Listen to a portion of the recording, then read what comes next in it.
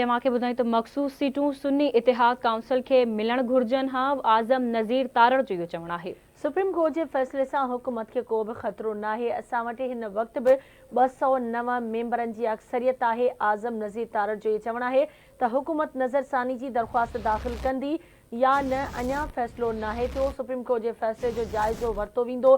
Case में PTI धुरी न हुई। कानून वारे वफ़ाक़ी वज़ीर आज़म नज़ीर तारड़ जो ये चवणु है। मखसूस सीटुनि बाबत कानून मौजूद है। अहम ख़बर सां शेयर कयूं पिया। कानून वारे वफ़ाक़ी वज़ीर आज़म नज़ीर तारड़ चयो आहे त मखसूस सीटूं सुन्नी इतिहाद काउंसिल खे मिलण घुर्जनि हा। सुप्रीम कोर्ट जे फ़ैसिले सां हुकूमत खे को बि ख़तरो न आहे, जॾहिं त असां वटि हिन वक़्त बि 209 मेंबरनि जी अक्सरियत आहे।